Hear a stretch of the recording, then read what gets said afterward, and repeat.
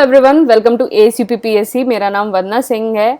आज सेशन शुरू करने से पहले आप सबको सॉरी, सेशन जो है बार बार डिले हो रहा था, आप लोगों को बहुत वेट करना पड़ा, लेकिन हम सेशन पूरा कंप्लीट करेंगे। फिजिक्स, केमिस्ट्री, बायो सब पूरी जो आपकी लूसेंट जर्नल साइंस है हम उसको पूरा कंप्लीट करेंगे।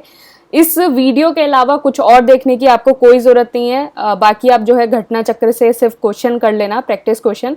इसके अलावा कुछ ज़्यादा आपको करने की ज़रूरत नहीं है। हम काफ़ी सारी चीज़ें जो आपके एग्जाम में आती है सब कुछ जितना लूसेंट में है वो सब कुछ कवर करेंगे। चलिए हम सेशन स्टार्ट करते हैं। सेशन 8 है ये। बाकी सारे सेशन आप प्लेलिस्ट में देख सकते हैं और इसमें हम पढ़ेंगे मेटल्स एंड फ्यूल्स। तो ये आपका जितना स्टेट PCS एग्जाम है, आपका CDS हो गया, CAPF हो गया एंड बाकी जितने आपके वन डे के एग्जाम हैं सबके लिए जो है ये सेशन इम्पॉर्टेंट है। बस यही पढ़िए और इसके अलावा कुछ और पढ़ने की आपको ज़रूरत नहीं है। तो मेटल एंड फ्यूल्स पढ़े थे, तो सबसे पहले इसमें पढ़ेंगे मेटेलिक कोरोजन क्या होता है। तो कोरोजन क्या है? कोरोजन बेसिक लेम लैंग्वेज में अगर आपको आएगा कि कोरोजन क्या है, तो कोरोजन क्या है कि एक प्रोसेस होता है। उसमें क्या होता है कि जो एटमॉस्फेयर में आपको एयर है वो प्रोसेस उसको एब्जॉर्ब करता है, एयर और मॉइस्चर को एब्जॉर्ब करने के बाद एक रिएक्शन देता है और इस रिएक्शन में एक अनवांटेड सब्सटेंस, कोई भी अनवांटेड सब्सटेंस है वो एक लेयर की फॉर्म में उस मेटल के ऊपर चिपक जाता है। तो इस प्रोसेस को आपको बोलते हैं कोरोजन। अगर ये मेटल के ऊपर हो रहा है तो इसको मेटेलिक कोरोजन बोलेंगे। तो अगर मेटल के ऊपर अगर ये चिपक जा रहा है अनवांटेड लेयर तो इसको मेटेलिक कोरोजन बोलेंगे। तो ये प्रोसेस कौन सा है? तो ये प्रोसेस होता है ऑक्सीडेशन रिडक्शन। तो अगर आपको पूछ लिया जाए कि मेटेलिक कोरोजन में क्या प्रोसेस होता है, ऑक्सीडेशन एंड रिडक्शन। किसकी प्रेजेंस में? एटमॉस्फेयर, एयर और मॉइस्चर, एयर और मॉइस्चर की प्रेजेंस में। तो एयर प्रोसेस कौन सा हो गया? Oxidation reduction. किसकी प्रेजेंस में? एयर एंड मॉइस्चर की प्रेजेंस में रिएक्शन होता है। क्या बनता है? अनवांटेड सब्सटेंस फॉर्म होता है in the form of the layer on the metal. इसी चीज को जो है कोरोजन बोलते हैं। जैसे एग्जांपल हो गया कि जैसे आपने कोई एक लोहे का टुकड़ा है, उसको बहुत देर तक जो है ऐसी लटकाए रखा एयर में और फिर आप कुछ दिनों बाद देखेंगे कि उसके ऊपर एक ब्राउन कलर की एक पपड़ी सी जम जाती है। तो ब्राउन कलर की जो वो पपड़ी जम जाती है वही एक लेयर होता है, अनवांटेड सब्सटेंस होता है, उसके ऊपर जम जाता है, जिसको मेटेलिक कोरोजन बोलते हैं। तो ये क्वेश्चन आपके पास पता है कैसे भी आ सकता है कि इसमें ना कलर पूछ लिया जाए कि आयरन पीस जब बहुत देर तक टांगे रहते हैं तो मतलब किसकी प्रेजेंस में? तो जैसे मॉइस्ट एयर हो गया या फिर मतलब एयर और मॉइस्चर हो गया, उसके प्रेजेंस में उसके ऊपर कौन से कलर की लेयर जमती है? ब्राउन कलर की। तो ब्राउन कलर की लेयर जमती है। तो अगर ऐसे ही अगर कॉपर पीस को अगर हम बहुत देर तक टांगे रहें अगर एयर मॉइस्चर की प्रेजेंस में, तो इसके ऊपर एक फेंट ग्रीन कलर का जो है वो एक लेयर जम जाती है। अगर जैसे आपने कॉपर का बर्तन देखा होगा या कुछ देखा होगा, तो आप जब उसको बहुत देर तक एयर और मॉइस्चर के कांटेक्ट में अगर उसको छोड़ देते हैं तो आपका देखे होंगे तो थोड़ा थोड़ा जैसे ग्रीनिश सा हो जाता है। तो वही जो है वो कोरोजन होता है उसके ऊपर। तो आयरन के ऊपर जैसे ब्राउन कलर की पपड़ी जमती है, कॉपर के ऊपर जो है ग्रीन कलर की पपड़ी जमती है। तो ऑक्सीडेशन रिडक्शन याद रखना, एयर मॉइस्चर के प्रेजेंस में याद रखना, रिएक्शन होती है, एक अनवांटेड लेयर बनती है। इतना काफी है। कुछ मेटल्स होते हैं जिनके ऊपर जो है मेटेलिक कोरोजन नहीं होता। तो ये बहुत इंपॉर्टेंट है कि कुछ मेटल्स के ऊपर मेटेलिक कोरोजन नहीं होता है। वो क्या हो गया आपका? Platinum, silver, gold. तो इनके ऊपर नहीं होता। तो ऐसे याद रख लेना कि जो मेटल ज्यादातर ज्वेलरी में यूज होते हैं, तो ज्वेलरी में गोल्ड भी यूज होता है, सिल्वर भी होता है, और अब नया चलन चला है प्लेटिनम का। प्लेटिनम बैंड्स होते हैं ना, प्लेटिनम बैंड्स और रिंग्स होते हैं, द कपल बैंड्स। तो वो जो है नया चलन जो है प्लेटिनम का। तो प्लेटिनम, तो जितने भी ज्वेलरी और इन सब चीज़ों में आइटम यूज होते हैं तो उन सब में जो है मेटेलिक कोरोजन नहीं होता है। तो इन मेटल्स को क्या बोलते हैं? इन मेटल्स को बोलते हैं नोबल मेटल्स। तो नोबल मेटल्स के ऊपर जो है मेटेलिक कोरोजन नहीं होता। तो क्वेश्चन ऐसे भी आ सकता है कि किन मेटल्स के ऊपर मेटेलिक कोरोजन नहीं होता? नोबल मेटल्स के ऊपर। और ये कौन कौन से होते हैं? प्लेटिनम, गोल्ड, सिल्वर, इस टाइप के जितने सारे मेटल्स होते हैं वो आपके नॉन कोरोसिव मेटल्स होते हैं। अब क्या है कि रस्टिंग ऑफ आयरन कैसे होती है, तो ये बहुत ज़्यादा केमिकल कंसेप्ट है, तो इतना तो आपका आएगा नहीं। बेसिकली आपको क्या आएगा कि पहला क्या होता है कि रस्टिंग ऑफ आयरन क्या होता है। तो रस्टिंग ऑफ आयरन जो है एक ऑक्सीडेशन रिडक्शन है और एक मेटेलिक कोरोजन का बेस्ट एग्जांपल है। तो हमने बताया था कि क्या होगा, एक प्रोसेस होगा in the presence of air and moisture, फिर वो रिएक्ट करेगा और रिएक्ट करने के बाद जो है वो लेयर फॉर्म करेगा। तो यही जो प्रोसेस है वो रस्टिंग ऑफ आयरन में होता है। जैसे ये आयरन है, ये O2 होता है ऑक्सीजन, H2O क्या होता है, वाटर। तो ये आपका मॉइस्चर हो गया वाटर, एंड ऑक्सीजन आपका हो गया एयर। एयर एंड वाटर के प्रेजेंस में जो है ये फेरिक ऑक्साइड और फेरिक हाइड्रोक्साइड जो है वो बनाता है।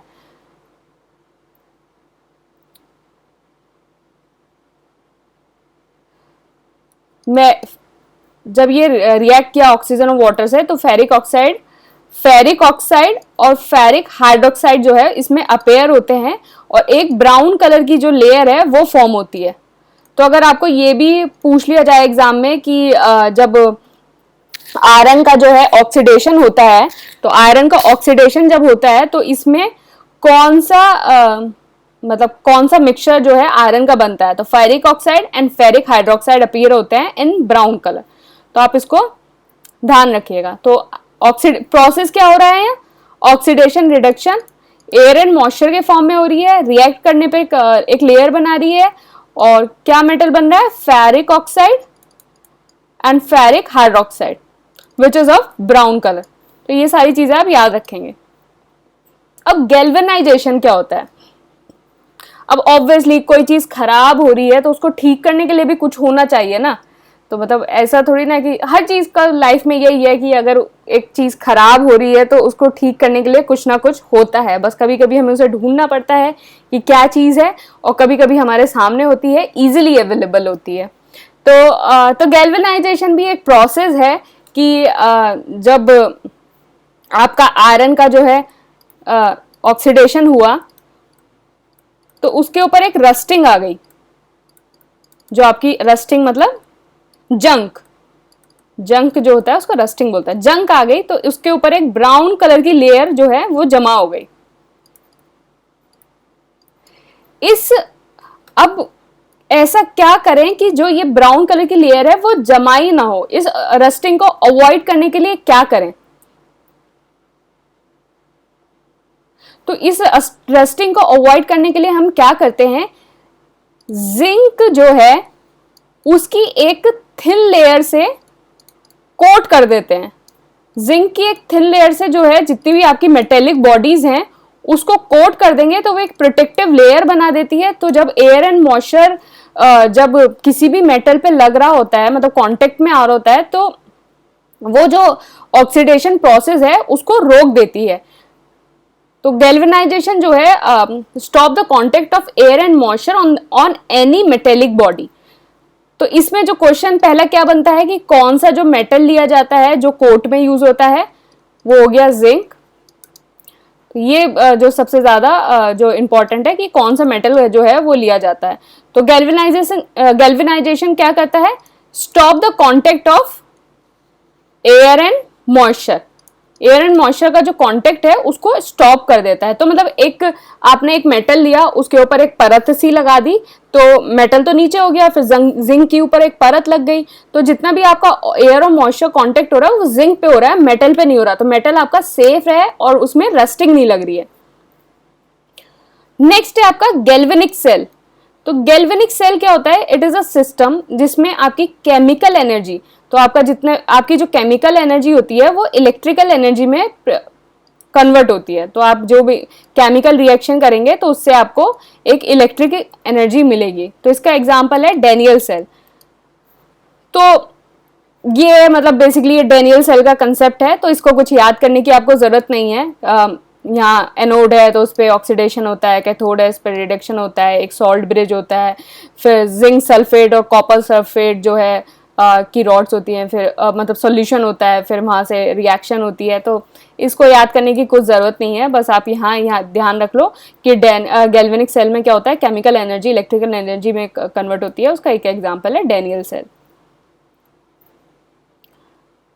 बाकी ये सब ऑक्सीडेशन रिडक्शन ये क्या होता है, ये कुछ नहीं है, ये आपका 12th क्लास की केमिस्ट्री है जो आपके किसी काम की नहीं है, क्योंकि अब जो है आपका जो काम है सिर्फ जो आपके लाइफ साइंस है, आपके लाइफ में क्या चीज़ें यूज़ होती हैं उन चीज़ों को पढ़ोगे, और ये सारी चीज़ें आपके रेलेवेंस की नहीं है।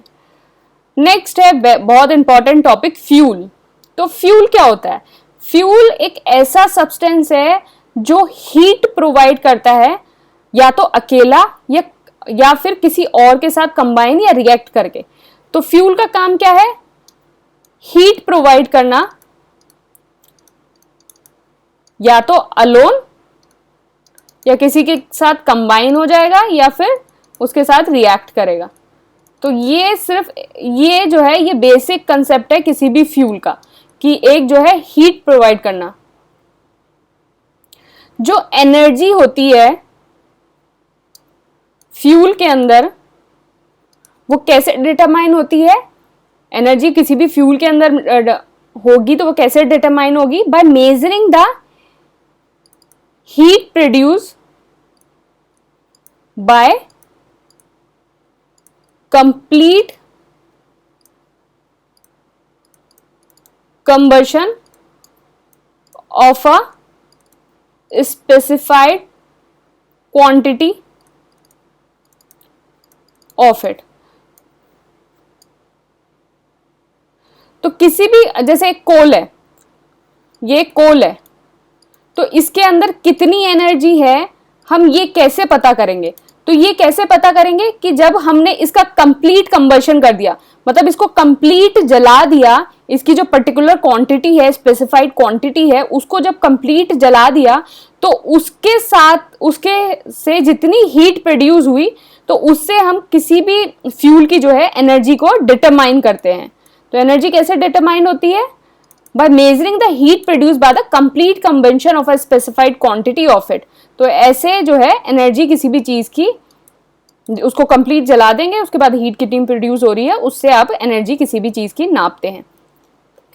अब आइडियल फ्यूल क्या होता है?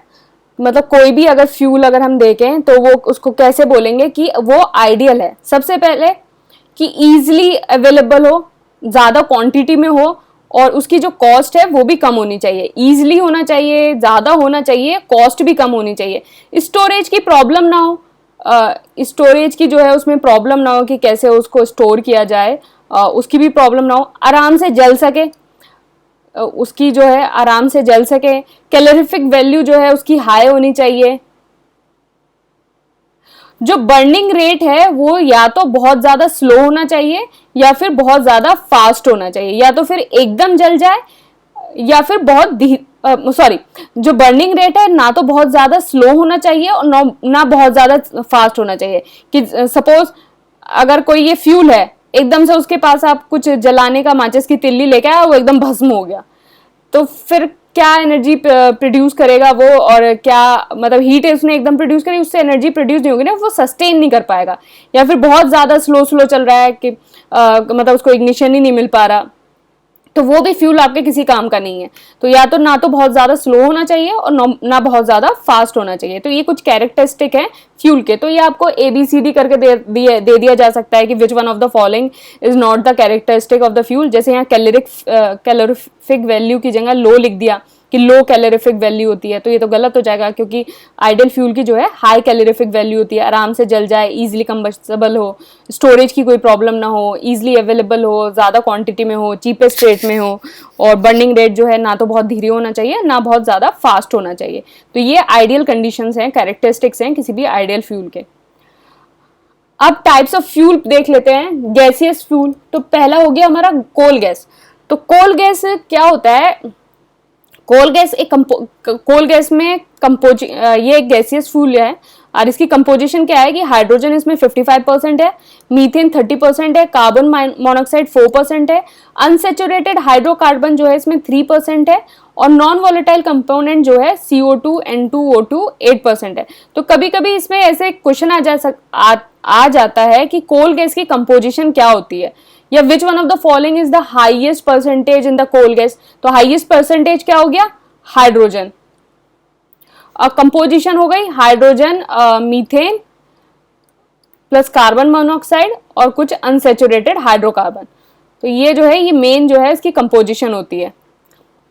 हाइड्रोजन सबसे ज्यादा होता है, फिर मीथेन होता है, फिर कार्बन मोनोऑक्साइड होता है। इसमें जो हाइड्रोजन है आपका, मीथेन है और कार्बन मोनोऑक्साइड है, वो आपका हीट प्रोड्यूस करते हैं। ये जो है आपका हीट प्रोड्यूस करते हैं, और जो आपका अनसेचुरेटेड हाइड्रोकार्बन होता है वो एक लाइट एमिटर होता है, मतलब इससे जो है रोशनी निकलती है, और बाकी जो 3 कंपोनेंट है वो आपके जो है हीट प्रोड्यूस करते हैं। बेसिकली वो एनर्जी प्रोड्यूस करने का काम करते हैं। जैसे आपने केमिस्ट्री लैब में याद होगी, अगर केमिस्ट्री लैब 11th-12th अगर याद होगा तो याद है एक बंसन बर्नर यूज करते थे हम, ऐसे करके एक बर्नर होता था, उसमें यहाँ रोशनी लगी होती थी, सॉरी उसमें हम कैंडल वैंडल से उसको जलाते थे, उसमें फ्यूल से वो आग निकलती थी, और फिर उसके ऊपर जो है हम टेस्ट ट्यूब में अगर हमारा कोई केमिकल होता था तो उसको हम बर्न करते थे, केमिकल रिएक्शन करते थे। तो बंसन बर्नर याद होगा अगर केमिस्ट्री में किसी को, तो इस टाइप का कुछ होता था। तो ये जो कोल गैस है वो बंसन बर्नर में यूज होता है, and in the light production and metallurgical production. तो बंसन बर्नर में जो है वो यूज होता है। मुझे लगता है वो आपने उस वहां भी देखा होगा बंसन बर्नर, जो पुरानी जो ज्वेलरी शॉप होती थी ना, सुनार की दुकानें होती थी, तो वहां भी जो है बंसन बर्नर रखा होता था। देखिए ये रहा, याद आया अब तो याद आ गया होगा 11th and 12th क्लास। तो ये बंसन बर्नर होता है, यहाँ आप टेस्ट ट्यूब लगाते थे, केमिकल रिएक्शन करते थे उसको, और बहुत बार हाथ भी जल जाता था जिससे। तो ये बंसन बर्नर है। तो ये कोल गैस जो है कोल बंसन बर्नर में यूज होता है। नेक्स्ट हो गया आपका वाटर गैस। कोल गैस हमने पढ़ लिया था, अब वाटर गैस। तो वाटर गैस जो है मॉलिक्यूलर मिक्सचर है आपका कार्बन मोनोऑक्साइड का, हाइड्रोजन का और कार्बन डाइऑक्साइड का। तो carbon monoxide, hydrogen and carbon dioxide, इसका ये मॉलिक्यूलर मिक्सचर है जिसमें वाटर और नाइट्रोजन इम्प्योरिटीज की तरह काम करता है। वाटर और जो आपका नाइट्रोजन है ये इम्प्योरिटीज की तरह काम करता है। अगर वाटर गैस को और कोल गैस को अगर मिक्स कर देंगे, जैसे अगर वाटर गैस के साथ आप कोल गैस अगर मिक्स कर दोगे तो ये एक तरह का गुड फ्यूल बन जाएगा, गुड फ्यूल बन जाएगा। जो आपका मिथाइल अल्कोहल होता है ना, मिथेनॉल, मिथेनॉल होता है वो वाटर गैस से प्रोड्यूस होता है। तो मिथेनॉल जो है आपका नॉन ड्रिंकिंग अल्कोहल है, नॉन ड्रिंकिंग अल्कोहल। कोई बताएगा ड्रिंकिंग अल्कोहल को क्या बोलते हैं? नीचे कमेंट बॉक्स में करो कि ड्रिंकिंग अल्कोहल को क्या बोलते हैं। मुझे लगता है ये तो सबको पता ही होगा। तो ड्रिंकिंग अल्कोहल को क्या बोलते हैं? मिथेनॉल तो आपका नॉन ड्रिंकिंग है, तो ड्रिंकिंग अल्कोहल को क्या बोलते हैं? ओके, नेक्स्ट है आपका प्रोड्यूसर गैस। तो प्रोड्यूसर गैस क्या है? Basically a mixture of carbon monoxide plus nitrogen. तो कार्बन मोनोऑक्साइड प्लस नाइट्रोजन का मिक्सचर है ये, जिसमें नाइट्रोजन और जो कार्बन मोनोऑक्साइड है वो रेशियो में होता है 2:1 के। तो नाइट्रोजन 2 और कार्बन मोनोऑक्साइड 1, 2:1 के रेशियो में होता है। तो आप यहां जैसे आप इसको लिख लेना कहीं, जैसे वाटर गैस क्या हो गया? कार्बन मोनोऑक्साइड, हाइड्रोजन और कार्बन डाइऑक्साइड। प्रोड्यूसर क्या हो गया? प्रोड्यूसर हो गया आपका कार्बन मोनोऑक्साइड और नाइट्रोजन। तो देखो वाटर में भी कार्बन मोनोऑक्साइड कॉमन है और प्रोड्यूसर में भी, और इसमें हाइड्रोजन और कार्बन डाइऑक्साइड है, इसमें नाइट्रोजन है। फिर आपका जो कोल गैस है, कोल गैस में क्या है? Hydrogen, methane and carbon monoxide. तो कोल गैस में क्या है? Carbon monoxide, hydrogen and methane. तो अगर क्वेश्चन आ जाए कि इन तीनों जो गैसेस हैं उसमें कौन सा जो कंपोनेंट है वो सेम है, तो इसमें कार्बन मोनोऑक्साइड सेम है, और वाटर गैस में हाइड्रोजन होता है और कार्बन डाइऑक्साइड होता है, प्रोड्यूसर में जो है नाइट्रोजन होता है, कोल में जो होता है हाइड्रोजन और मीथेन होता है। चलिए नेक्स्ट है हमारा, अच्छा प्रोड्यूसर गैस है जो उसकी कैलोरीफिक वैल्यू है वो सबसे ज्यादा लोएस्ट होती है, और ये कहाँ यूज होता है, मैन्युफैक्चरिंग ऑफ द ग्लास में। तो ग्लास को मैन्युफैक्चरिंग करने में ये प्रोड्यूसर गैस का यूज होता है। तो दिस इज वेरी इंपॉर्टेंट कि प्रोड्यूसर गैस का कहाँ यूज होता है, मैन्युफैक्चरिंग ऑफ द ग्लास। तो क्वेश्चन ऐसे आ सकता है आराम से, which of the following gas is used in the manufacturing of glass, water gas, coal gas, producer gas या एनी ऑफ द गैसेस। तो आप यहाँ ध्यान रखना प्रोड्यूसर गैस का जो है मैन्युफैक्चरिंग ऑफ ग्लास में। नेक्स्ट है आपका ऑयल गैस। तो ऑयल गैस क्या है, it is a mixture of the simple saturated and unsaturated hydrocarbon. जैसे आपका मीथेन होगा, एसिटाइलिन हो गया, इथाइलिन हो गया, तो इस मतलब जो बेसिकली आपके हाइड्रोकार्बन है सेचुरेटेड एंड अनसेचुरेटेड, उनका मिक्सचर होता है ऑयल गैस। ये कैसे प्रिपेयर्ड होता है, by the frictional distillation of the kerosene oil. तो केरोसिन ऑयल का फ्रिक्शनल डिस्टिलेशन से ऑयल गैस आपका प्रोड्यूस होता है। अब नेचुरल गैस क्या होता है, ये क्वेश्चन आपका यूपीपीएससी 2022 अभी जो एग्जाम हुआ था आपका 12 जून, उसमें ये आया था। नेचुरल गैस क्या होता है, it made from methane 83% and ethane 16%। तो क्वेश्चन क्या आता है, विच of the following is the main constituent of the natural gas. Natural gas का कौन सा सबसे ज्यादा मेन कॉन्स्टिट्यूएंट है। ये जो अभी हम सेशन कर रहे हैं ना, इसमें से कम 2 से 3 क्वेश्चन जो आपके यूपीपीएससी 2022 के एग्जाम हैं उसमें आए हैं, जो अभी 12 जून को आपका हुआ था उसमें आए हैं। तो सोचो आपका ये 30-40 मिनट्स का लेक्चर से आपको 3 क्वेश्चन मिल रहे हैं, तो इनको अच्छे से पढ़ो। ये वीडियोस बहुत ज्यादा इंपॉर्टेंट है, बहुत मेहनत से बनाई गई हैं ये वीडियोस। इसको पढ़ लोगे, कुछ और पढ़ने की जरूरत नहीं है, आई बेट यू। तो नेचुरल गैस क्या है, मेड फ्रॉम द मीथेन 83% है एंड इथेन 16%। तो मेन कॉन्स्टिट्यूएंट इसमें कितना है, मीथेन का है 83%। फिर इसके बाद नेक्स्ट है इथेन। इनफ्लेमेबल नेचर का होता है और जो है satisfactory level of heat produce करता है, बहुत ज्यादा इमेंस नहीं करता, satisfactory level of heat produce करता है, और इनफ्लेमेबल नेचर का होता है। नेक्स्ट आई आपकी फॉसिल फ्यूल्स। तो फॉसिल फ्यूल्स जो इसमें हम पढ़ेंगे, तो वो सबसे पहले आपका फॉसिल फ्यूल क्या होता है। तो बेसिकली फॉसिल फ्यूल क्या है कि जैसे आप अलग अलग प्रोसेस से आपका ये बनता है, जैसे आपके पास कोई डेड बॉडीज हो गई या फिर ऑर्गेनिक मैटर्स हो गए, जितने भी वो आपका डिग्रेड हुआ, उसका डिग्रेडेशन हुआ, उसके बाद आपके अर्थ में मतलब उस डिग्रेडेशन हुआ, फिर उसके बाद वो आप इस तरह से वो आपका जो है फॉसिल फ्यूल में कन्वर्ट हो जाता है। मतलब ये बहुत मतलब ज्योग्राफी में पढ़ते हो आप, इसको कैसे पढ़ते हो, ज्योग्राफी में पढ़ते हो, और बहुत डीप कंसेप्ट है, तो इतना ज़्यादा साइंस के लिए कोई ज़रूरत नहीं है। अगर किसी एमसीक्यू में ज्योग्राफी में आया तो हम अच्छे से इसको एक्सप्लेन कर देंगे। तो फॉसिल फ्यूल क्या है, कोल, पहला कोल क्या है 60 to 90% फ्री कार्बन से बनता है, एंड ये जो है कंपाउंड है नाइट्रोजन का, सल्फर का और आयरन का। तो 4 टाइप के आपके कोल होते हैं, पीट होता है, लिग्नाइट होता है, बिटुमस होता है और एंथ्रासाइट होता है। तो बिटुमिनस होता है और एंथ्रासाइट होता है। तो सबसे कम जो कार्बन कंटेंट है वो पीट के अंदर है। कार्बन कंटेंट की बात हुई, अगर हम कार्बन कंटेंट के बारे में देखें तो एंथ्रासाइट के अंदर सबसे ज्यादा है, फिर उसके बाद आपका बिटुमिनस में है, फिर उसके बाद लिग्नाइट में है, फिर उसके बाद पीट में है। तो ये आपका जो है कार्बन कंटेंट। तो 4 टाइप्स के जो है आपके कोल होते हैं। जो पीट है, जो आपका फर्स्ट फेज ऑफ एक्सट्रैक्शन, जब आप जो बरीड आपके फॉसिल फ्यूल्स होते हैं, अगर आप उसको एक्सट्रैक्ट करेंगे तो आपका जो फर्स्ट फेज ऑफ एक्सट्रैक्शन है उसमें आपको पीट मिलेगा। फिर उसके बाद लिग्नाइट है, लिग्नाइट जो का कार्बन कंटेंट जो है पीट से ज्यादा होता है, और इसको जो है ब्राउन कोल बोलते हैं। तो लिग्नाइट को ब्राउन कोल बोलते हैं। तो अगर क्वेश्चन आ जाए which of the following coal is known as a brown coal, तो यहाँ ध्यान रखना लिग्नाइट।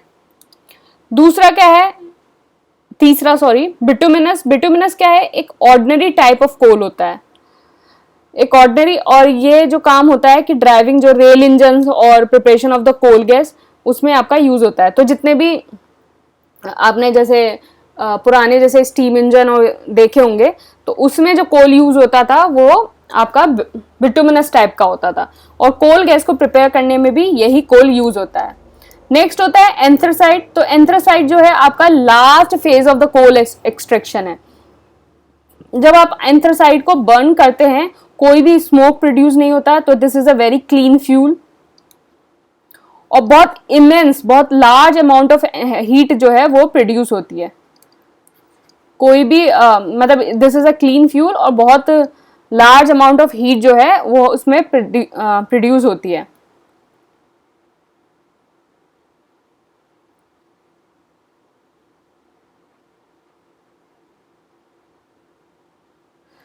अगर किसी भी एब्सेंस ऑफ एयर में अगर कोल बर्न होता है तो उससे क्या बनता है, कोक, कोस्टर और कोल गैस, तो ये बनता है।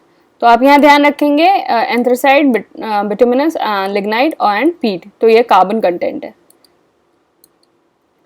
नेक्स्ट है आपका पेट्रोलियम। तो पेट्रोलियम एक ब्राउन ब्लैक कलर का ऑयली लिक्विड होता है। कैलोरीफिक वैल्यू जो है एक्सट्रीमली हाई होती है।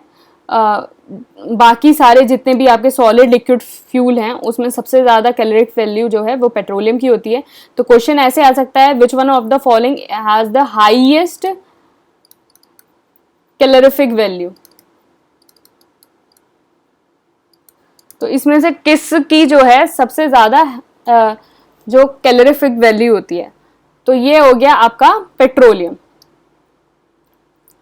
तो पेट्रोलियम की सबसे ज्यादा कैलोरीफिक वैल्यू होती है। बाकी आपके फ्यूल जो हैं जैसे एलपीजी, लिक्विफाइड पेट्रोलियम गैस। तो लिक्विफाइड पेट्रोलियम गैस क्या है कि it is a mixture of the commercial butane and propane. तो एलपीजी किसका मिक्सचर है, ब्यूटेन का प्लस प्रोपेन का। अब देखिए ये क्वेश्चन भी आपका यूपीपीएससी 2022 में आया है, ये भी क्वेश्चन मैंने बताया इस स्लाइड में कम से कम 2 से 3 क्वेश्चन जो हैं, जो अभी ये सेशन कर रहे हैं इसमें आपका यूपीपीएससी से आए हैं। में 2022 जो आपका पेपर हुआ था 12 जून को, उससे आए हैं। सीएनजी क्या है, सीएनजी का जो प्राइमरी, यही क्वेश्चन जो स्टेटमेंट लिखा है क्वेश्चन भी यही आया था कि the primary component of the CNG is methane. तो सीएनजी का प्राइमरी कंपोनेंट क्या है, मीथेन। तो LPG butane and propane and CNG का मीथेन। नेक्स्ट क्वेश्चन है calorific value of the fuel. इतनी देर से कैलोरीफिक वैल्यू पढ़ रहे हैं, तो कैलोरीफिक वैल्यू होता क्या है। कैलोरीफिक वैल्यू क्या है कि किसी भी फ्यूल, कैलोरीफिक वैल्यू किसी भी फ्यूल की वो होती है कि जब हम 1 ग्राम ऑफ फ्यूल एयर में या फिर ऑक्सीजन में कंप्लीट बर्न करते हैं, पूरी तरह से जब बर्न करते हैं तो जो हीट हमें मिलती है, जो हीट हमें ऑब्टेन होती है, उस हीट को बोलते हैं उस चीज की कैलोरीफिक वैल्यू क्या है। मतलब अगर आपने 1 ग्राम फ्यूल लिया, उसको आपने कंप्लीट बर्न कर लिया, उससे जो हीट प्रोड्यूस हुई वो उस चीज की कैलोरीफिक वैल्यू होती है। तो कैलोरीफिक वैल्यू अब सब समझ में आ गया होगा कि is the amount of heat obtain, heat जो ऑब्टेन हो रही है कंप्लीट बर्न करने पे 1 gram of fuel in the presence of the air और ऑक्सीजन, इसको कैलोरीफिक वैल्यू कहते हैं। अब बात है इग्निशन टेम्परेचर क्या होता है। तो आपने सबने सुना होगा गाड़ी के अंदर, स्कूटी के अंदर, बाइक के अंदर, जो भी आप चलाते हैं कि इग्निशन। तो इग्निशन टेम्परेचर क्या होता है, तो इग्निशन टेम्परेचर वो टेम्परेचर है, वो मिनिमम टेम्परेचर है जिसपे जो सब्सटेंस है वो बर्न होना, मतलब इग्नाइट होना जो है वो शुरू होता है। उस मिनिमम टेम्परेचर पे जिस पे सब्सटेंस इग्नाइट होना शुरू होता है उसको जो है इग्निशन टेम्परेचर बोलते हैं। अब बात है रॉकेट फ्यूल्स की। तो रॉकेट फ्यूल्स क्या है, इनके अंदर बहुत हाई कैलोरीफिक वैल्यू होती है। बहुत हाई कैलोरीफिक वैल्यू का मतलब है कि जब हम इसको बर्न करेंगे, कंप्लीट बर्न करेंगे कुछ अमाउंट ऑफ फ्यूल के, जो हीट प्रोड्यूस होगी वो immense amount of heat produce होती है।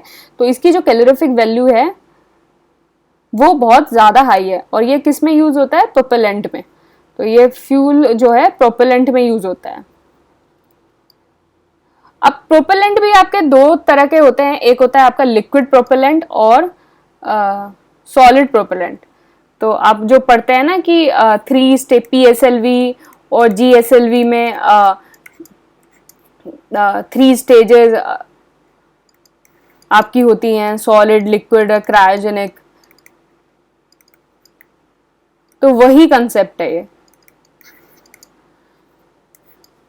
तो लिक्विड प्रोपेलेंट क्या होता है, लिक्विड प्रोपेलेंट होता है आपका लिक्विड हाइड्रोजन और लिक्विड पैराफिन। तो लिक्विड प्रोपेलेंट होता है मतलब अगर क्वेश्चन ऐसे भी आ सकता है कि which one of the following is used as a liquid propellant, तो क्या होगा, liquid hydrogen and liquid paraffin.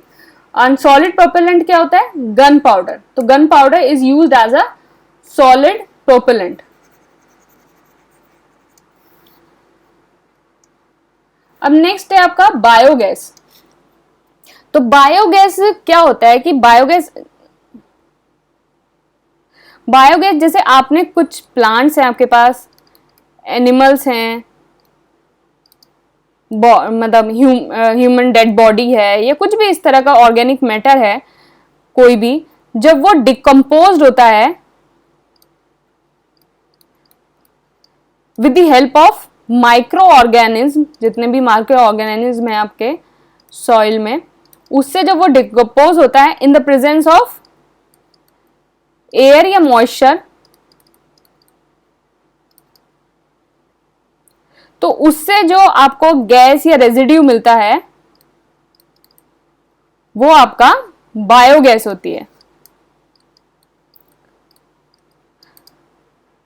तो प्लांट एंड एनिमल जो जितने भी, या फिर कोई डेड ऑर्गेनिक बॉडी है, कुछ भी है, वो डिकम्पोज होगी माइक्रो ऑर्गेनिज्म के प्रेजेंस में, bye micro organism in the presence of air moisture. तो आपको जो गैस या रेजिड्यू मिलेगा उसको बायोगैस बोलते हैं।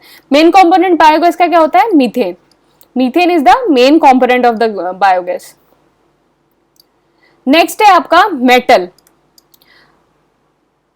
अब मेटल क्या होता है, तो मेटल वो एलिमेंट है जो लूज करता है इलेक्ट्रॉन और प्रोवाइड करता है कैटायन। तो अब ज्यादा कंफ्यूज, मतलब डरने की बात नहीं है कि इलेक्ट्रॉन क्या होता है, कैटायन क्या होता है। इलेक्ट्रॉन तो फिर भी सबको पता होगा, कैटायन जो है बहुत मुश्किल से पता होगा, तो कोई जरूरत नहीं है डरने की। पेपर में ऐसे क्वेश्चन आते भी नहीं है, लेकिन फिर भी हम थोड़ा सा देख लेते हैं। तो एलिमेंट जो है जो लूज करता है इलेक्ट्रॉन, मतलब एक नेगेटिव चार्ज का कोई भी एलिमेंट अगर वो लूज करता है और प्रोवाइड करता है कैटायन। कैटायन का मतलब कोई भी एलिमेंट जो है जिसका पॉजिटिव चार्ज हो, जैसे सोडियम प्लस हो गया या फिर आयरन 2 प्लस हो गया, तो ये कैटायन होते हैं। बस इतना याद कर लो, काफी है। तो कैटायन क्या है, कैटायन के अंदर जो आपके प्रोटॉन होते हैं, मतलब कोई भी पॉजिटिव चार्ज, वो ज्यादा होता है नेगेटिव चार्ज के। और देखो कैटायन में क्या होगा, जो पॉजिटिव चार्ज है वो नेगेटिव चार्ज से ज्यादा होगा, तो इसका जो नेट रिजल्ट आता है वो पॉजिटिव ही होगा। तो जब बहुत सारे पॉजिटिव आ जाएंगे, अब ये ऐसे ही देख लो कि आप जो है 4-5 दोस्त हो, आप सब पॉजिटिव थिंकिंग वाले हो और 1-2 जो हैं वो नेगेटिव वाले हैं। तो जब आप बहुत सारे पॉजिटिव वाले हो तो ये नेगेटिव वाला जैसे कुछ बोल रहा होगा तो आप उसको नेगेट कर सकते हो, और जो आपका एंड रिजल्ट, जो आपकी थिंकिंग होगी वो पॉजिटिव होगी। वो बात अलग है कि ये 2 नेगेटिव वाले आप पे हावी हो गए और यहाँ 6-7 लोग जो है वो ढेर हो गए, वो अलग बात है, वो तो एक्सेप्शन है। लेकिन मेजोरिटी ऑफ द केसेस में क्या होता है, अगर पॉजिटिव ज्यादा है तो वो नेगेटिव को नेगेट कर देता है और एंड रिजल्ट क्या होता है, पॉजिटिव होता है। फिर तो अगर नेगेटिव वाले 1-2 भारी हो गए तो फिर तो कहने ही क्या। तो मेटल की प्रॉपर्टी क्या होती है, मेलेबल होता है। मेलेबल क्या होता है, जो थिन फॉइल्स में ड्रॉन हो सके। तो मेलेबल क्या होता है, मेलेबल मतलब फॉइल्स में ड्रॉन हो सके। जैसे गोल्ड और सिल्वर हो गए वो सबसे ज्यादा मेलेबल है, मतलब वो थिन फॉइल में। आपने देखा होगा ना कि उस पे मिठाइयों पे जो चांदी का और सोने का बरक लगाते हैं, तो वो जो है मोस्ट मेलेबल जो है, मतलब क्योंकि वो थिन फॉइल में ड्रॉन हो जाता है, मेलेबल होता है, तो इसलिए ही वो थिन शीट्स में ड्रॉन होके आप उसको लगा सकते हैं। तो गोल्ड और सिल्वर का। नेक्स्ट हो गया डक्टाइल। डक्टाइल का मतलब हो गया कि कोई भी चीज जो है वायर में ड्रॉन हो सके। सिल्वर जो है वो सबसे ज्यादा डक्टाइल है, मतलब easily can be drawn into the wire. Next चीज हो गई मेटल शाइन करते हैं, ऑब्वियसली तभी ज्वेलरी में यूज करते हैं। Every shining thing is attractive, कुछ भी हो, every shining thing is always attractive. तो मेटल शाइन करता है, ज्वेलरी में यूज करता है, लोग खरीदते हैं, तो मेटल शाइन करता है। नेक्स्ट क्या है, good conductor of electricity and heat. बिल्कुल सही बात, गुड कंडक्टर ऑफ इलेक्ट्रिसिटी है और हीट भी है, जैसे सिल्वर हो गया, कॉपर हो गया, इलेक्ट्रिसिटी ऑफ हीट। अब सिल्वर और कॉपर जो है, वो सिल्वर जो है सबसे ज्यादा बेस्ट कंडक्टर ऑफ इलेक्ट्रिसिटी है, लेकिन फिर भी हम कॉपर क्यों यूज करते हैं, महंगा होता है ना। जितने का घर नहीं बना उस पता चला उससे ज्यादा के तार लग रहे हैं, तो महंगा होता है, तो इसलिए सिल्वर की जगह कॉपर यूज करते हैं। तो good conductor of electricity and heat और सिल्वर और कॉपर। और जो लेड है वो आपका जो है लीस्ट कंडक्टर ऑफ इलेक्ट्रिसिटी होता है। अब कुछ फैक्ट्स देख लेते हैं आपके लिए जो एग्जाम के लिए इंपॉर्टेंट है एलिमेंट्स के। Total discover elements 112 and element existing in nature 88। अब ये ज्यादा हो गए हैं, तो आप मुझे बताएंगे कितने हैं। Element existing nature 88, artificially produce element कितने हैं 24, number of metallic 90, number of, ये पूछता भी नहीं है कोई आपसे, ये नंबर आपसे कोई पूछेगा भी नहीं। अगर कोई रीसेंट डिस्कवरी या कुछ हुआ होगा तो तब ऐसे कुछ पूछ लेता है, वो आपका करंट अफेयर से हो जाएगा, वो आपका करंट अफेयर से हो जाएगा। एलिमेंट जो है सबसे ज्यादा अर्थ सरफेस पे कौन सा मिलता है, ऑक्सीजन। तो the metallic element to be found most abundantly on the earth surface. तो मेटेलिक एलिमेंट कौन सा है, एलिमेंट तो ऑक्सीजन है, लेकिन मेटेलिक एलिमेंट कौन सा है, मेटेलिक वाला एल्यूमिनियम है। तो इन दोनों को याद रखना। एलिमेंट क्वेश्चन को जब भी आपके पास कोई एमसीक्यू आया करे तो क्वेश्चन को जो है अच्छे से पढ़ा करो, उसमें देख लिया करो कि किस चीज के बारे में पूछा है। अब जैसे आपको मेटेलिक पूछा और ऑक्सीजन और एल्यूमिनियम दोनों दे रखा है, तो आप जो है ऑक्सीजन पे टिक लगाए जाओगे, लेकिन पूछा तो आपको मेटेलिक है ना, एलिमेंट थोड़ी ना पूछा है, मेटेलिक पूछा है, तो मेटेलिक में होगा एल्यूमिनियम। तो क्वेश्चन को जो है 1 या 2 बार अच्छे से पढ़ा करो। बहुत सारे पेपर में जो क्वेश्चन है, कम से कम 3-4 क्वेश्चन जो है अगर हम अच्छे से नहीं पढ़ते हैं तो हम गलती कर आते हैं। तो क्वेश्चन को जो है अच्छे से पढ़ा करो। मोस्ट मेटेलिक एलिमेंट जो है वो आपका एल्यूमिनियम है। लाइटेस्ट कौन सा है, लाइटेस्ट एलिमेंट आपका हाइड्रोजन है। हैवीएस्ट जो है ऑस्मियम है, और लाइटेस्ट मेटेलिक एलिमेंट जो है लिथियम है। लाइटेस्ट नॉन मेटेलिक, तो मेटेलिक लिथियम है, नॉन मेटेलिक आपका हाइड्रोजन है। लिक्विड मेटेलिक जो है मर्करी है, लिक्विड नॉन मेटेलिक ब्रोमीन है। तो लिक्विड मेटेलिक तो पता ही होगा कि विच of the following metal is liquid in its form, तो मर्करी है, लेकिन ये इंपॉर्टेंट है, ब्रोमीन जो है वो इंपॉर्टेंट है। Liquid non metallic, non metal जो है best conductor of electricity graphite है। कार्बन का एलोट्रॉप होता है, जब हम कार्बन पढ़ेंगे तो अब देखेंगे कौन कौन से उसके एलोट्रॉप होते हैं। Best conductor of electricity silver, silver की स्पेलिंग गलत लिखी है लूसेंट में, ये होती है सिल्वर की spelling. The metal which is the second best conductor of the electricity, copper. Malleable कौन सा होता है सबसे ज्यादा, मेलेबल मतलब शीट्स में, थिन शीट्स में बन जाता है, gold. Most reactive non metallic element कौन सा है? फ्लोरीन। मोस्ट रिएक्टिव मेटेलिक, तो ये नॉन मेटेलिक था, ये मेटेलिक था, सीजियम। मैक्सिमम आयनाइजेशन पोटेंशियल किस में होती है? हीलियम में। तो आयनाइजेशन जो है हम ऑलरेडी पढ़ चुके हैं, आप उसको देखना आयनाइजेशन क्या होता है। Maximum electron acceptable element fluorine. Most electronegative element कौन सा होता है? फ्लोरीन होता है। ऑक्सीडाइजिंग सब्सटेंस कौन सा होता है? फ्लोरीन होता है। गैसियस एलिमेंट कौन सा है? Zero group. Monoatomic element कौन सा है? Inert gas. Most abundantly found in the human body is oxygen. तो यहां ध्यान रखना, ह्यूमन बॉडी के अंदर भी ऑक्सीजन मिलता है और अर्थ के सरफेस पे भी सबसे ज्यादा ऑक्सीजन मिलता है। The element kept inside the kerosene oil, it is sodium.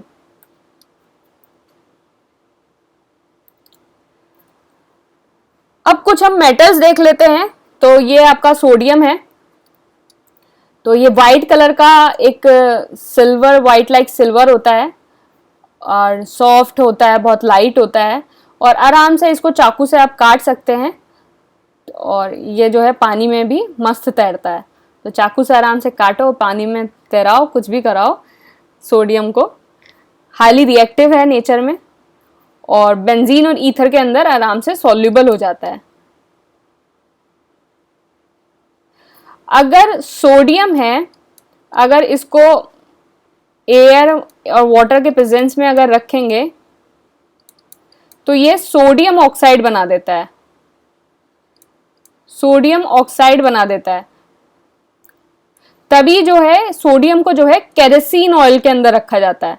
अगर क्वेश्चन आ जाए कि सोडियम को केरोसिन ऑयल के अंदर क्यों रखा जाता है, पहला चीज यहीं देख लो, बहुत ज्यादा रिएक्टिव होता है। बहुत ज्यादा रिएक्टिव होगा तो एयर और मॉइस्चर के साथ रिएक्ट करके सोडियम ऑक्साइड बना देगा, सोडियम ऑक्साइड बना देगा। सोडियम आपको मिलेगा नहीं, आपने रखा सोडियम, सुबह उठ के देख रहे हैं तो वो सोडियम ऑक्साइड बना हुआ बैठा है।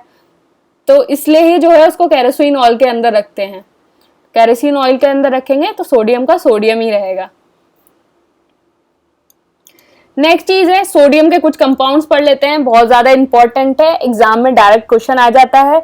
कभी कभी केमिकल फॉर्मूला आ जाता है और कभी कभी केमिकल फॉर्मूले से नाम पूछ लिया जाता है। जैसे पूछ लिया जाए NaOH क्या होता है, तो आप बताओ सोडियम हाइड्रोक्साइड हो जाता है। फिर कभी कभी ऐसे पूछ लिया जाता है सोडियम हाइड्रोक्साइड का फॉर्मूला क्या होता है, और पूछ लिया जाता है कि इसको क्या और दूसरे नाम से बुलाया जाता है, किस चीज में यूज होता है। तो ये सारी चीजें जो हैं क्वेश्चन पूछे जाते हैं। तो सोडियम कंपाउंड क्या होता है? पहला है सोडियम हाइड्रोक्साइड, NaOH है इसका फॉर्मूला, केमिकल फॉर्मूला। इसको कॉस्टिक सोडा भी बोलते हैं। पेट्रोलियम प्यूरिफायर में यूज होता है, सोप्स बनाने में या काम आता है, glazing of the paper, paper को ग्लेज करने में भी काम आता है। नेक्स्ट होता है सोडियम कार्बोनेट। तो सोडियम कार्बोनेट जो है Na2CO3, इसको डेकाहाइड्रेटेड सोडियम कार्बोनेट भी बोलते हैं, डेकाहाइड्रेटेड सोडियम कार्बोनेट, और वॉशिंग सोडा भी बोलते हैं। तो सोडियम कार्बोनेट को डेकाहाइड्रेटेड सोडियम कार्बोनेट, तो ये भी नाम याद रखना, ये भी कभी कभी मैच द फॉलोइंग में ऐसे आ जाता है कि सोडियम हाइड्रोक्साइड का आ गया, आपका सोडियम कार्बोनेट का हो गया हाइड्रेटेड सोडियम कार्बोनेट। कभी कभी वॉशिंग सोडा नहीं देते हैं, तो ये भी चीज आप याद रखना। किस काम के लिए यूज होता है वॉशिंग सोडा? पानी में से हार्डनेस मिटाने के लिए, पानी में से जो है हार्डनेस को मिटाया जाता है।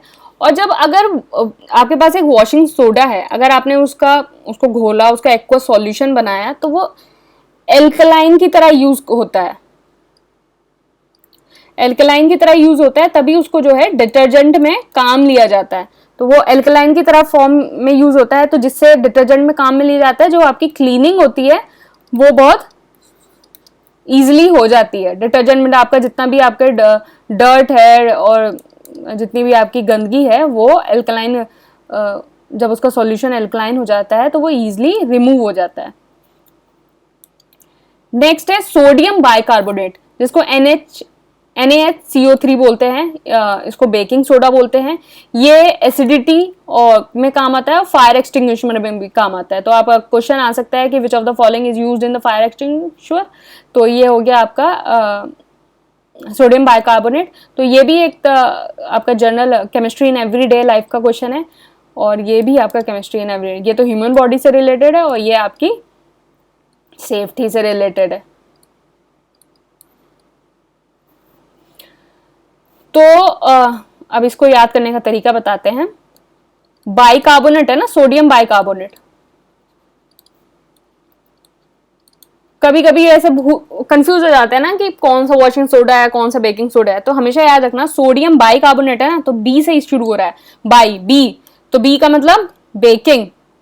अब ये बेकिंग है तो दूसरा वाला तो वॉशिंग होगा ही, सोडियम कार्बोनेट क्या हो जाएगा, वॉशिंग, वॉशिंग पाउडर निरमा वाला वॉशिंग। तो सोडियम बाइकार्बोनेट जो है NaCO3 called baking soda, acidity remove करने के में काम आता है, फायर एक्सटिंग्विशर में काम आता है। दूसरा है आपका ग्लोबल सॉल्ट, Na2SO4.10H2O, इसका फॉर्मूला होता है, वाटर ग्लास बनाने में काम आता है, सोडियम सल्फाइड में काम आता है। NaCl sodium chloride, the most used chemical by us, common salt. इस पे तो लड़ाई भी हुई है, फ्रीडम मूवमेंट भी हुआ है, फ्रीडम स्ट्रगल भी हुआ है। क्या हुआ है, सॉल्ट सत्याग्रह। ईयर, सॉल्ट सत्याग्रह का ईयर बताइएगा नीचे। मैंने कहा मैम साइंस पढ़ा रहे हो यार, हिस्ट्री कहाँ से आ गई। कोई नहीं, थोड़ा सा ब्रेन स्टॉर्मिंग कर लो, सॉल्ट सत्याग्रह का ईयर बताओ। तो NaCl जो है salt satyagraha, it is prepared by vaporization of the sea water, sea water का वेपराइजेशन करेंगे एंड सी वाटर के अंदर जो 75% NaCl मिलता है, सी वाटर के अंदर 75% सोडियम क्लोराइड मिलता है। नेक्स्ट हो गया आपका सोडियम पेरोक्साइड Na2O3, इसका काम है bleaching of the silk, silk को ब्लीच करने में। वुडन वुलन होगा ये, वुडन गारमेंट्स। लकड़ी के कपड़े कौन पहनता है बे, woollen garments. Manufacturing of ships और क्लोज्ड एयर को प्यूरिफाई करने में जो है सोडियम पेरोक्साइड यूज होता है। तो ये बहुत इंपॉर्टेंट है कि क्लोज्ड एयर को जो प्यूरिफाई करने में कौन सा चीज होती है, सोडियम पेरोक्साइड। इतना एयर पॉल्यूशन हो रखा है, इतना अनहेल्दी एनवायरनमेंट हो रखा है, तो ऐसे क्वेश्चन जो है टपकने के चांसेस ज़्यादा रहते हैं।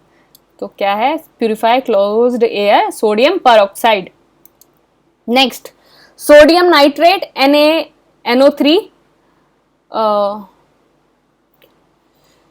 चिली सॉल्ट पिटर बोलते हैं इसको, नाम क्योंकि चिली और पेरू में मिलता है तो इसीलिए इसका नाम ये है।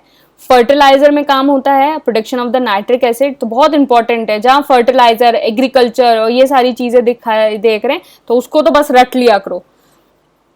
तो क्योंकि इकोनॉमी हमारी मतलब जो है, मोस्ट ऑफ द पीपल जो है are engaged in the agriculture, agriculture के बाद आपका MSME सेक्टर में है, लेकिन मोस्ट ऑफ द पीपल जो है वो are engaged in the agriculture, agriculture then उसके बाद MSME।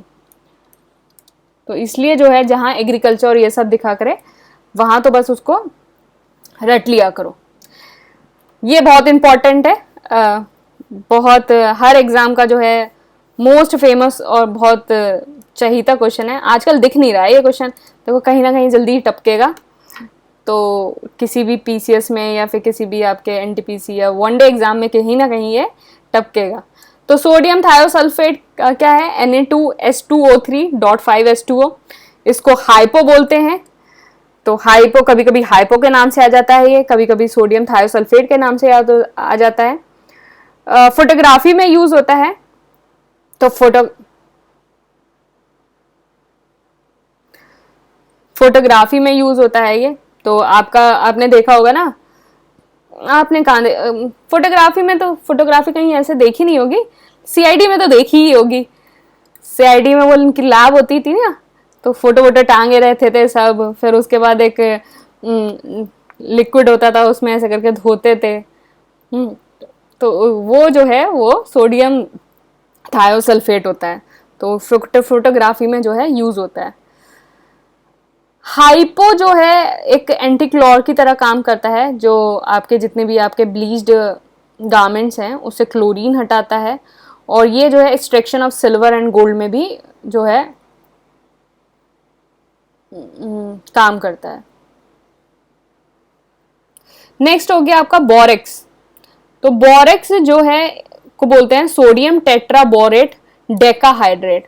सोडियम टेट्राबोरेट डेकाहाइड्रेट, ये glazing of the pulp paper and coloration of the leather में यूज होता है। लेदर को कलर करने में जो है बोरेक्स का यूज होता है और पेपर को ग्लेज करने में।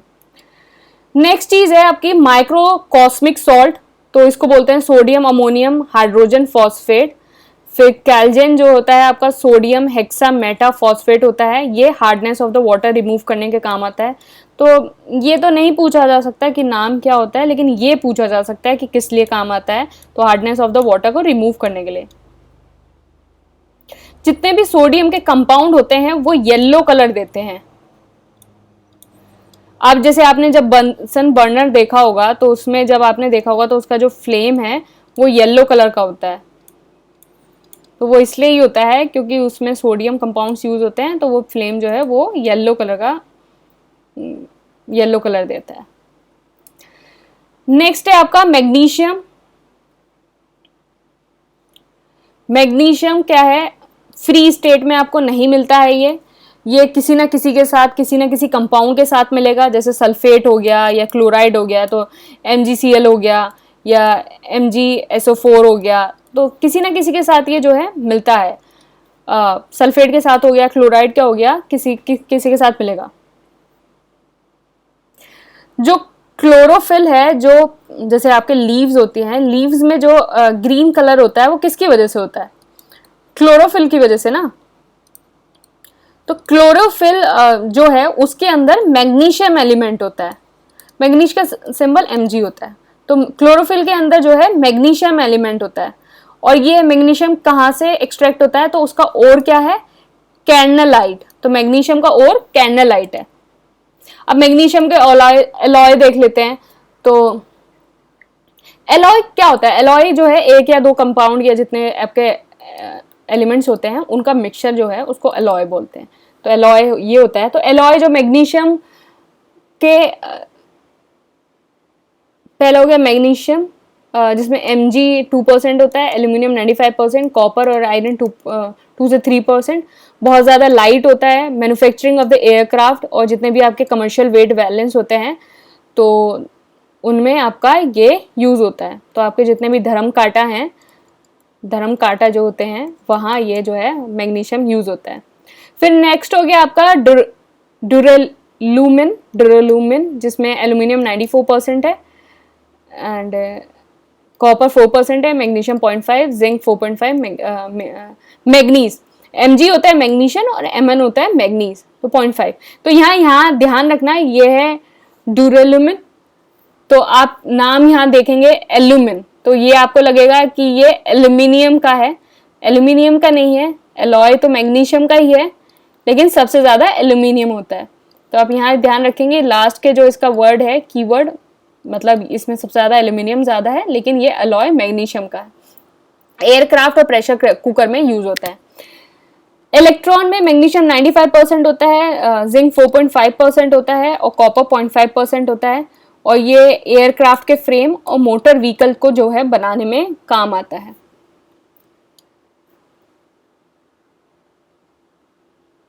तो मैग्नीशियम रिबन जो है वो फ्लैश बल्ब में रखी जाती है, जिसके अंदर नाइट्रोजन जो है फिल्ड होता है।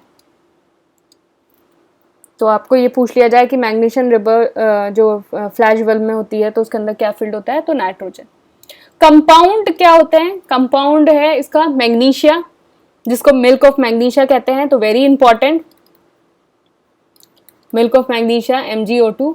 एसिडिटी जो है आपकी स्टमक में, उसको रिमूव करने के काम आता है। जब आप बहुत ज़्यादा पार्टी वार्टी में जाते हैं ना, बहुत चटपटा खा लेते हैं, तो आपका जो वो इनो है 2 सेकेंड वाला, तो वो जो है उसमें मैग्नीशिया जो है, मिल्क ऑफ मैग्नीशिया, आपकी एसिडिटी को रिमूव करने में काम आता है। मैग्नीशियम हाइड्रोक्साइड MgO2 OH2, ये आपका शुगर प्रोड्यूस करने में काम आता है फ्रॉम द मोलासिस। तो मोलासिस क्या होता है, बाय प्रोडक्ट जो होता है आपका शुगर केन का, तो उससे जो है प्रोड्यूस करने में काम आता है। फिर जो है मैग्नीशियम सल्फेट, मैग्नीशियम सल्फेट जो है आपका सल्फ्यूरिक एसिड बनाने में काम होता है और it is use as an Epsom salt. Magnesium carbonate जो है production of the printing ink, this is very important, printing ink को बनाने में मैग्नीशियम कार्बोनेट का यूज होता है। मैग्नीशियम अल्वा जो है एंटासिड में यूज होता है। सोरल सीमेंट जो है हाउस कंस्ट्रक्शन और ब्रिज कंस्ट्रक्शन में यूज होता है। तो सोरल सीमेंट जो है वो मैग्नीशियम का कंपाउंड है, ये याद रखना, सीमेंट से कंफ्यूज मत हो जाना, this is a compound of the magnesium.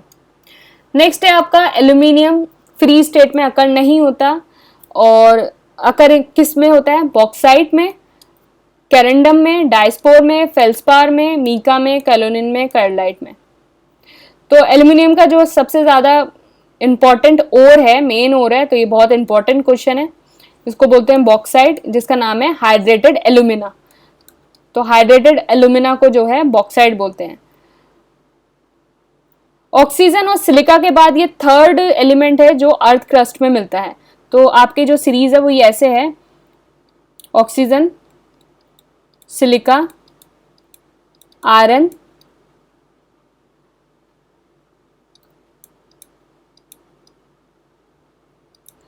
तो ये आपकी सीरीज है, oxygen, silica, aluminium, iron, calcium, sodium, potassium.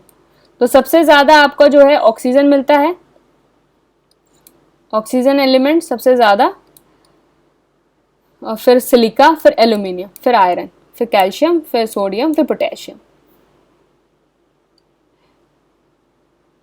कुछ एलॉय देख लेते हैं एल्यूमिनियम के, जैसे एल्यूमिनियम ब्रॉन्ज, ये एल्यूमिनियम इसमें 10% होता है, कॉपर 90% होता है, किचन यूटेंसिल्स में काम आता है। मैग्नीलियम जो है वो एल्यूमिनियम 95% होता है, मैग्नीशियम 2%, कॉपर और आयरन 2.3%। एयरक्राफ्ट्स को बनाने में काम आता है। निकल अलॉय जो है एल्यूमिनियम 90% होता है, एयरक्राफ्ट्स को बनाने में काम आता है। ड्रोलेनियम जो है वो manufacturing of the aircraft and the pressure cooker, तो इसको बनाने में काम आता है। अब कुछ कंपाउंड्स देख लेते हैं। एल्यूमिनियम क्लोराइड AlCl3 कैटलिस्ट की तरह यूज होता है गैसोलाइन बनाने में। तो कैटलिस्ट क्या होता है, जैसे आपके जैसे A प्रोडक्ट है प्लस B है, उससे आपको C या D प्रोडक्ट मिले कोई भी रिएक्शन में, तो उस रिएक्शन को बूस्ट करने के लिए जो आपको एक चीज चाहिए होती है उसको कैटलिस्ट बोलते हैं। तो किसी भी रिएक्शन को, A कंपाउंड है आपके पास, उसको BCD मिले और उस रिएक्शन को बूस्ट करने के लिए जो आपको चीज चाहिए होती है उसको कैटलिस्ट बोलते हैं। तो एल्यूमिनियम जो क्लोराइड है वो कैटलिस्ट की तरह यूज होता है in the production of the gasoline.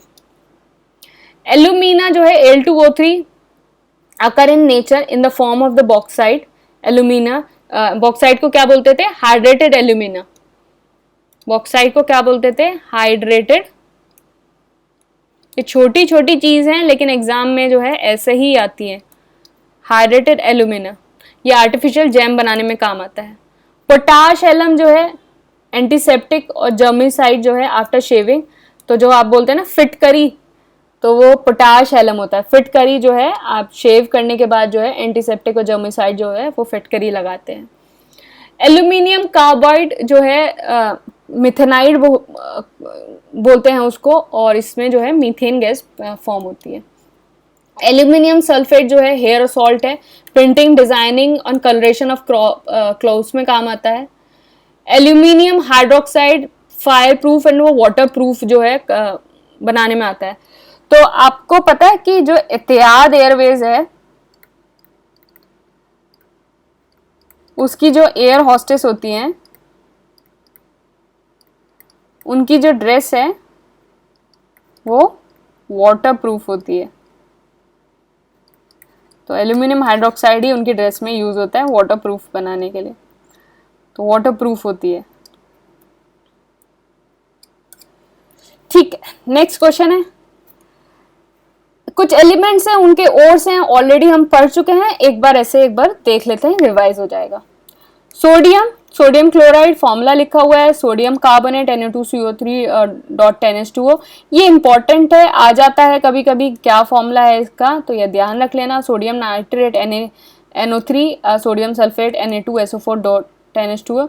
Borax जो है जिसको सोडियम टेट्राबोरेट बोलते हैं। Potassium, potassium chloride, potassium carbonate, potassium nitrate.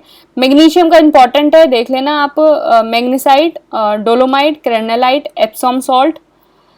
फिर उसके बाद कैल्शियम का कैल्शियम कार्बोनेट, ये इंपॉर्टेंट है सबसे ज़्यादा, बॉक्साइट एंड कायरोलाइट और कोरंडम और डाइस्पोर। कॉपर का जो हो गया क्यूपराइट हो गया, एजुराइट हो गया, मैल्साइट हो गया, कैल्कोसाइट्स हो गया, कैल्कोपायराइट हो गया, ये आपके कॉपर के हैं। टिन के होंगे सिजराइट। लेड का जो है गैलेना बहुत इंपॉर्टेंट है, पीबीएस। सीरूसाइट इंपॉर्टेंट है, सिल्वर का नेटिव सिल्वर, एजरेनाइट। तो इसमें जो है आपका बॉक्साइट इंपॉर्टेंट हो गया। और एल्यूमिनियम का इंपॉर्टेंट है, क्योंकि बॉक्साइट बहुत इंपॉर्टेंट है, बाकी सब में इसको कंफ्यूज करने के लिए दिया जा सकता है। जैसे आपको कैरोलाइट दे दिया और कैल्सोसाइट दे दिया, तो आपको जैसे ऑप्शन ये बन सकता है कि which one of the following is not the ore of the aluminium. Aluminium का कौन सा ओर नहीं है, तो आपको बॉक्साइट दे दिया पहला, ए। बी क्या दे दिया, कार्लाइट। सी क्या दे दिया,